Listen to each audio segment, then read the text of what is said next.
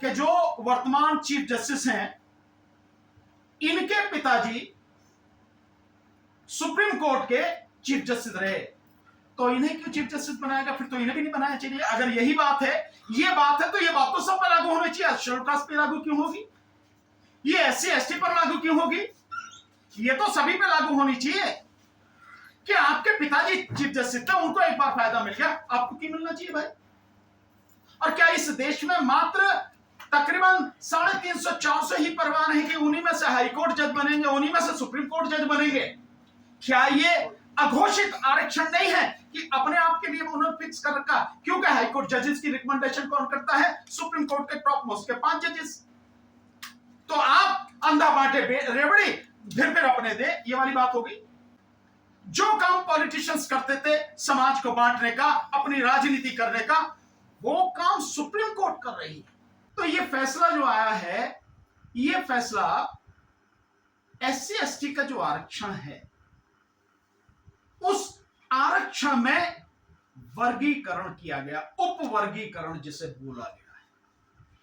मान लीजिए ऐसे माने कि जैसे जो जातियां शेड्यूल कास्ट में हैं, उन जातियों को उनकी संख्या के अनुपात में अब इस आरक्षण में बांटा जाएगा। किसी को आधा % मिलेगा, किसी को 0.1% मिलेगा, किसी को 0.25%, 2%, ऐसे जो मिलेगा, इस तरह से बांटा गया है। बांटने का ये आदेश है।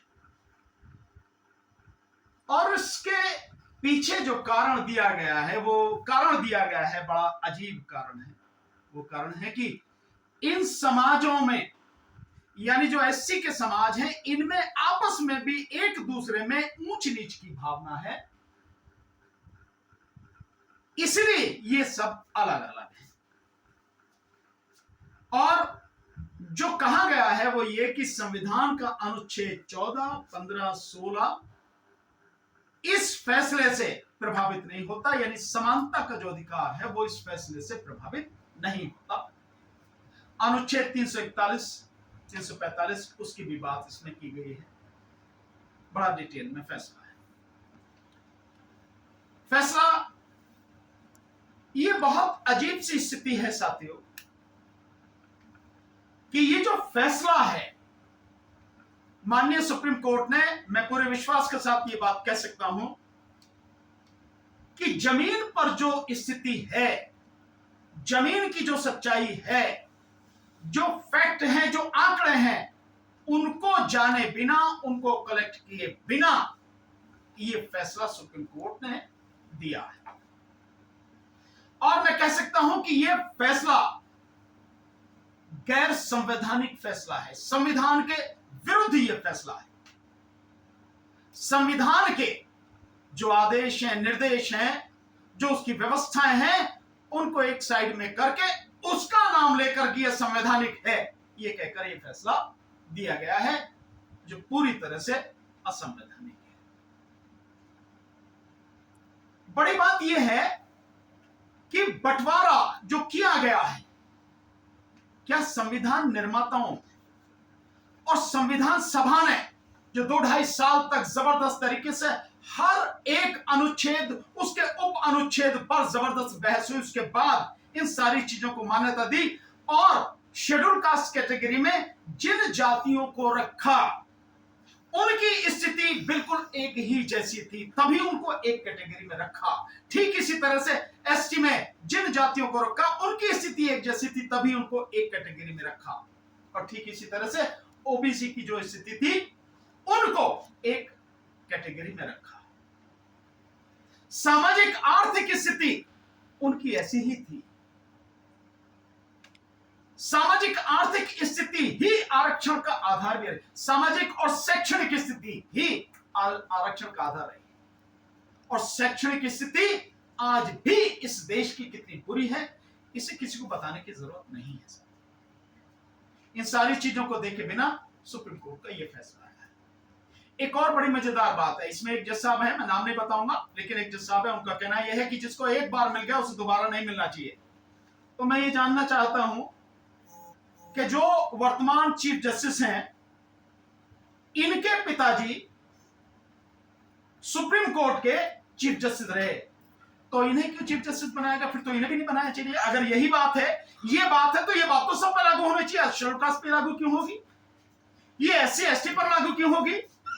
ये तो सभी पे लागू होनी चाहिए।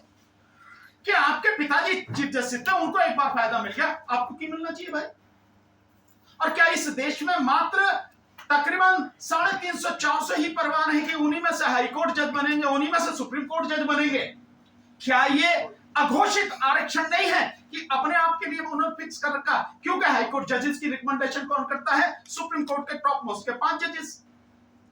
तो आप अंधा बांटे रेवड़ी फिर अपने दे, ये वाली बात होगी कि भैया अपने ही परिवार में से लोग आएंगे, चाहे जो भी हो, उन्हीं को लाया जाए। और ज्यादा सरकार कुछ करती है हल्ला मचता, तो एक आध कहीं को किसी से ले लो, उसको जो है दिखाने की कोशिश में तुम्हें तो लिया जा रहा। ये स्थिति खतरनाक स्थिति है। जो काम पॉलिटिशियंस करते थे समाज को बांटने का, अपनी राजनीति करने का, वो काम सुप्रीम कोर्ट कर रही है। अफसोस की बात, क्या सुप्रीम कोर्ट सरकार के हाथ का खिलौना बन गई? मैं सवाल ये पूछना चाहता हूं कि ऐसा है क्या? क्या अटॉर्नी जनरल साहब ने और सॉलिसिटर जनरल ने जो आर्गुमेंट किए, उसी लाइन पे ये जजमेंट है? तो क्या ये माना जाए कि जो सरकार चाहती है वही सब कुछ कर दिया? और सरकार अगर ये आर्गुमेंट कर रही है, अटॉर्नी जनरल और सॉलिसिटर जनरल जो है वो ये आर्गुमेंट कर रहे हैं कि नहीं, इसमें सब डिवीजन होना चाहिए, तो साफ ही है कि सरकार भी यही चाहती है और सुप्रीम कोर्ट ने उस पर मोहर लगा दी कि बांटो इनको। तो ये समाज को तोड़ने की, बांटने की स्थिति है। और अगर आप ये कहते हैं कि इनमें आपस में भी ऊंच नीच है, तो जो बंटवारा आपने कर दिया कि इसमें भी सुप्रीम कोर्ट ही शामिल है। सुप्रीम कोर्ट ने ये कह के उसको रिजर्व कर लिया कि भाई 50% से ज्यादा आरक्षण नहीं होगा, यानी 15% लोगों के लिए आपने 50.5% आरक्षण पक्का कर लिया, बिना आरक्षण दिए ही। दूसरा, यही मोदी सरकार इसे दूसरे सत्र में लेकर आई 10% आरक्षण आर्थिक आधार पर। आर्थिक आधार पूरी तरह से गैर संवैधानिक, उस आधार पर लेकर आई, सुप्रीम कोर्ट ने मोहर लगा दी। हाँ, ठीक किया तुमने भाई, किसी ने मोहर लगा दी? तुम ही तो कह रहे थे कि 50% से ज्यादा नहीं होना चाहिए, तो 10% ये दे दिया तुमने, तो टोटल आरक्षण कितना हो गया? 59.5%। मतलब जब तुम्हें अपनी बारी आई तो तुमने उसको भी वैलिड कर दिया, ठीक कर दिया, और जब शेड्यूल कास्ट की, शेड्यूल ट्राइब्स की, ओबीसी की बारी आती है, तब तुम कहते हो नहीं, इससे ज्यादा नहीं हो जाना चाहिए। तो इसका मतलब साफ है कि सुप्रीम कोर्ट में भी जो बैठे हुए लोग हैं, हालांकि हैं तो वो भी इंसान ही ना, इसी धरती के लोग हैं ना, उनकी भी कुछ जातियां हैं, उनके भी कुछ धर्म है, तो उसी आधार पर ये सब सारे के सारे काम किए जा रहे हैं। तो आपने उनके लिए कर लिया, लेकिन इनको बांट दिया। उनको क्यों नहीं बांटा? आपने क्यों नहीं बांटा कि इस देश में जो अधिकतर सीटों पर कब्जा कर रखा है वो किसने कर रखा? ब्राह्मण समाज के लोगों ने। तो क्षत्रिय समाज से कहो ना कि भैया इन्होंने कर रखा, तुम बांटते क्यों नहीं इसको? वैश्य समाज से बोलो, उनको भी करना चाहिए था कि तुम्हें कम मिला, भाई तुम्हें भी अपनी आबादी के हिसाब से मिलना चाहिए, बांटना चाहिए। नहीं, उन्हें नहीं बांटोगे, आप इन्हें बांटोगे, गरीबों को, भिखारियों को, जो भुक्कड़ लोग हैं, जिनके पास न तन पे रोटी है, न तन पे लंगोटी है, और न ही पेट में रोटी है, आप उन्हें बांटोगे। ये जो काम किया है कोर्ट ने, ये गलत काम है। हम इसकी पुरजोर विरोध करते हैं, इसके लिए सड़क पर आंदोलन होगा। हम तमाम साथियों से, संगठनों से बात करके देशव्यापी आंदोलन इस विषय में करेंगे। सरकार से मांग करते हैं वो इसका जो विरोध करे। तो क्या सर कोई डेडलाइन आप लोगों ने रखी है आंदोलन को लेकर? किस तरह का आंदोलन होगा? अभी कोई डेडलाइन नहीं है। आज हम पहली पीसी कर रहे हैं, हमने देखा जजमेंट, उसके बाद हम तो ये कर रहे हैं। देन उसके बाद में सब लोगों को बुला के बैठ के बात करेंगे, उसके बाद आंदोलन की बात करेंगे। सर, ये जो वर्गीकरण की बात की जा रही है और ये जो बात है, क्या आपको इस बात का डर है कि वर्गीकरण होने के बाद वो सही से बंटवारा नहीं होगा, इस बात की चिंता है? या फिर मतलब चिंता किस बात को लेकर है? नहीं, चिंता इस बात को लेकर है कि आप एक ही परिवार को बांट रहे हो। जो काम संविधान सभा ने, संविधान निर्माता ने, उन्होंने कहा कि इन सबको इकट्ठा रखना है, इन सबकी स्थिति एक जैसी है, सामाजिक स्तर पर भी, शैक्षणिक स्तर पर भी और आर्थिक स्तर पर भी, उन सबको उन्होंने इकट्ठा किया। सरकार के कहने पर या यूं कहो कि सरकार की हाँ में हाँ मिलाते हुए कोर्ट उसको बांट रही है। जहां तक आप कह रहे हो हमें डर किस बात का, हमें डर नहीं है। हम जानते हैं, हमारे पास आंकड़े हैं, जब 70 साल में 22.5% आरक्षण एससी एसटी का पूरा नहीं किया, जब से मंडल कमीशन के माध्यम से ओबीसी का आरक्षण है, वो 27% आरक्षण आज तक पूरा नहीं किया। इन दोनों को मिला के मुश्किल से 25% आरक्षण मिल पा रहा, मुश्किल से। तो इनका जो हिस्सा है लगभग 25% कौन खा रहा है? जनरल समाज के लोग, सरकार उसमें शामिल है, कोर्ट उसमें शामिल है। इसलिए हमें यकीन है कि यह सिर्फ समाज को बांटने की साजिश है कि यह जो इकट्ठी ताकत बन रही है, इस ताकत को कैसे तोड़ा जाए, और अफसोस की इस कोर्ट के माध्यम से हो रहा है। एसटी का जो आरक्षण है, कहा जाता है उसका जो बड़ा हिस्सा है वो मीणा समाज उसको ले जाता है। ऐसे बिहार में जो है वहां पे भी एक जाति जो है वो लेकर जाती है एसटी का, एससी का। ऐसे यूपी में कहा जाता है जाटा सारा।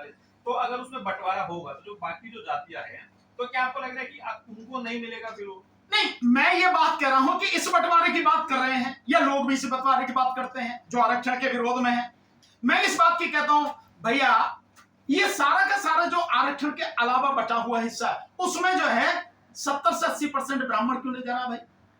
मैं तो इस बात की बात करता हूं, बताओ उसमें भी क्यों नहीं बांटते? बांटो ना उसमें नहीं दिखाई दे रहा कि अत्याचार हो रहा है, उसमें नहीं दिखाई दे रहा। अभी एजुकेशन के विषय में आया, हायर एजुकेशन के विषय में जो आंकड़ा आया, जो professor, assistant professor, associate professor है, उसके आंकड़े में तकरीबन 7% के लगभग एससी, एसटी, ओबीसी का इतना है, केवल 7%, और बाकी 93% वो जनरल का है, और उसमें भी मोर देन 80% केवल ब्राह्मण के पास है। क्यों?